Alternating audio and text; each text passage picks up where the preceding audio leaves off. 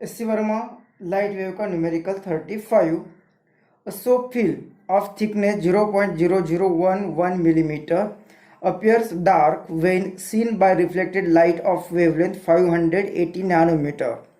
What is the index of refraction of the soap solution if it is known to be 1.2 and 1.5? अब इस 36 numerical में जो होगा वो numerical interference from thin film होगा। तो यहाँ पे थिन फिल्म मतलब यहाँ पे सोप फिल्म दी हुई है हमें, जिसकी थिकनेस 0.0011 मिलीमीटर, इतनी कम थिकनेस होगी, मतलब ये बहुत ही थिन फिल्म होगी।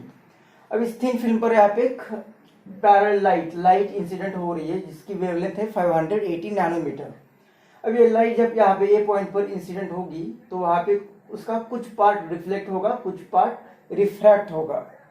अब यहाँ पे रिफ्रैक्ट हुआ तो वो सेकेंड, अब ये थिन फिल्म है तो उसके 2 लेयर हो गए, तो इस बी पॉइंट पर वहां पर भी कुछ पार्ट ट्रांसमिट होगा और कुछ पार्ट यहाँ से रिफ्लेक्ट होगा, और यहाँ पे रिफ्लेक्ट होने के बाद फिर मीडियम चेंज हो रहा है तो रिफ्रैक्ट होगा, फिर ये आगे चली जाएगी। अब ये दोनों लाइन आगे जा रही है तो वो इंटरफर होगी, और इंटरफर होने के बाद अगर उनमें वहां पे कंस्ट्रक्टिव इंटरफेरेंस या डिस्ट्रक्टिव इंटरफेरेंस होगा, और कंस्ट्रक्टिव हो रहा है तो वहां पे हमें ब्राइट इंटेंसिटी मिलेगी, और डिस्ट्रक्टिव हो रहा है तो वहां पे हमें डार्क फ्रिंज मिलेगी, डार्क मतलब मिनिमम इंटेंसिटी मिलेगी। तो हमें क्वेश्चन में दिया है कि वहां पे मिनिमम इंटेंसिटी मिल रही है, यहाँ पे डार्क दिखाई दे रहा है, तो वो डार्क दिखने के लिए उसका इंडेक्स ऑफ रिफ्रैक्शन कितना होगा ये हमें फाइंड करना है। तो सबसे अब क्या होगा कि जब ये लाइट यहाँ से यहाँ पे आ रही है तो यहाँ से कुछ पार्ट उसका रिफ्लेक्ट हो रहा है और कुछ यहाँ पे रिफ्लेक्ट हो रहा है, और यहाँ से कुछ रिफ्रैक्ट हो रहा है, फिर ये यहाँ से रिफ्लेक्ट होकर यहाँ पे आएगा, और फिर ये लाइट यहाँ पे निकल लेगी, यहाँ से मूव होना स्टार्ट होगी। लेकिन ये लाइट तब तक तो ऑलरेडी मूव होकर कहीं आगे आ चुकी होगी। अभी कितनी आगे आ चुकी होगी, तो इस मीडियम में जितना डिस्टेंस ट्रैवल किया लाइट ने उसके म्यू टाइम्स वो आगे चली होगी, म्यू इंटू एक्स ये होता है फ्री स्पेस में जो लाइट चलती है। और उसी टाइम के लिए अगर किसी मीडियम में जिसका रिफ्रैक्टिव इंडेक्स म्यू होगा तो वहां पे जो लाइट चलती है तो उसके डिस्टेंस के म्यू टाइम्स फ्री स्पेस में लाइट आगे चली जाएगी। अब ये कितना डिस्टेंस मीडियम में ट्रैवल कर रही है, तो ये डिस्टेंस होगा टी और ये डिस्टेंस होगा टी, क्योंकि इसका थिकनेस टी है लेकिन थिकनेस इतना कम है कि इसकी लेंथ भी टी आएगी, इसकी लेंथ भी टी आएगी। और वो भी हमने थोड़ा स्लैंट दिखाया है फिगर बड़ी बना के।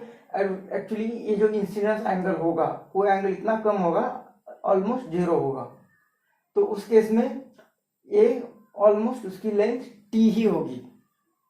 तो ये मीडियम में 2t डिस्टेंस ट्रैवल कर रहा है, तब तक ये फ्री स्पेस में 2 into mu D 2 mu T इतना डिस्टेंस आगे ट्रैवल कर चुकी होगी। तो ये जब निकल रहा है उसने इतना डिस्टेंस ट्रैवल कर दिया है, तो ये 2 वेव जो होगी उनके बीच में पाथ डिफरेंस जो होगा वो 2 म्यू टी होगा। लेकिन जब ये लाइट, अब इसके लिए ये एयर है तो ये फिल्म है तो ये डेंसर मीडियम हुआ, जब लाइट डेंसर मीडियम से रिफ्लेक्ट होती है तो उसका फेज चेंज होता है पाई से, मतलब पाथ चेंज होता है λ/2 से, मतलब इसमें और λ/2 हमें चेंज करना पड़ेगा, प्लस या माइनस इसमें से करना पड़ेगा, इतना आएगा पार्ट डिफरेंस। और हमें कहा है कि ये 2 वेव इंटरफेयर होगी तो वहां पे डार्क मिल रहा है, मतलब मिनिमम इल्यूमिनेशन मिल रहा है, वहां पे मिनिमम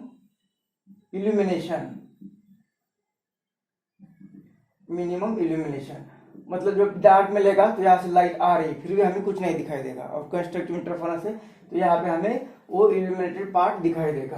तो मिनिमम इल्यूमिनेशन मतलब हमें कहा है कि वो डार्क वहां पे दिखाई दे रहा है। तो मिनिमम इल्यूमिनेशन के लिए पार्ट डिफरेंस कितना होता है, और इंटीग्रल मल्टीपल ऑफ लैम्डा, ये होगा पार्ट डिफरेंस डार्क फ्रिंज के लिए। तो ये दोनों को इक्वेट करेंगे तो हमें मिलेगा 2 mu t plus λ/2 is equal to n plus half lambda. अब ये लैम्डा से मल्टीप्लाई करेगा तो ये n लैम्डा प्लस λ/2, अब यहाँ पे है 2 म्यू टी प्लस λ/2, ये λ/2 कैंसिल होगा।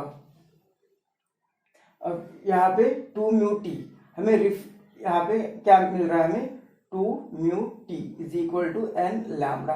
तो हमें ये कॉन्सेप्ट है ये पढ़ना है यहाँ पे कि फॉर मिनिमम इल्यूमिनेशन, और जब रिफ्लेक्शन होगा मिनिमम, ये किसके लिए हमने इक्वेशन फाइंड किया है, for minimum illumination, minimum illumination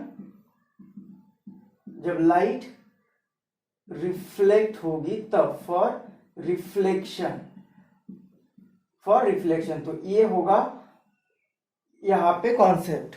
तो इसे यूज करके ये न्यूमेरिकल सॉल्व करना है। तो 2 म्यू डी मतलब path difference is equal to integral multiple of n lambda आ रहा है। मिनिमम मतलब डार्क के लिए, डार्क के लिए अभी तक हमने पढ़ा है कि डार्क के लिए ऑड इंटीग्रल मल्टीपल होता है, लेकिन यहाँ पे इंटीग्रल मल्टीपल ऑफ लैम्डा आ रहा है। और उसका रीजन क्या होगा कि यहाँ पे जो लाइट रिफ्लेक्ट हो रही है यहाँ पे already lambda by two phase change हो, पाथ चेंज होगा। अब ये दोनों को वही और इंटीग्रल मल्टीपल ऑफ लैम्डा रहना है, तो यहाँ पे एक तो कुछ पाथ का चेंज नहीं होना चाहिए, और वह तो होगी वो इंटीग्रल मल्टीपल मतलब जैसे कि एन लैम्डा होना चाहिए, तभी ये पाथ डिफरेंस लैम्डा बाय 2 या उसके इंटीग्रल मल्टीपल ऑफ और integral multiple of lambda by 2 रहेगा। इसके लिए ऑलरेडी यहाँ पे लैम्डा बाय 2 चेंज हुआ है, तो यहाँ पे चेंज नहीं होना चाहिए, मतलब इंटीग्रल मल्टीपल पाथ रहना चाहिए, इसलिए यहाँ पे एन लैम्डा आ रहा है। तो ये कॉन्सेप्ट था। अब इसका यूज करके ये न्यूमेरिकल सॉल्व करना है। तो फ्रॉम दिस इक्वेशन म्यू की वैल्यू क्या आएगी, तो इस इक्वेशन से म्यू हमें फाइंड करने के लिए कहा है, तो म्यू इज इक्वल टू आएगा n lambda divided by 2t। तो ये mu is equal to n, जो कि पता नहीं, लैम्डा वेवलेंथ दिया है 500 नैनोमीटर, फिगर में दिए 580 नैनोमीटर मतलब 10⁻⁹ डिवाइडेड बाय 2, और t की वैल्यू दी हुई है 0.0011 मिलीमीटर मतलब 10⁻⁻3।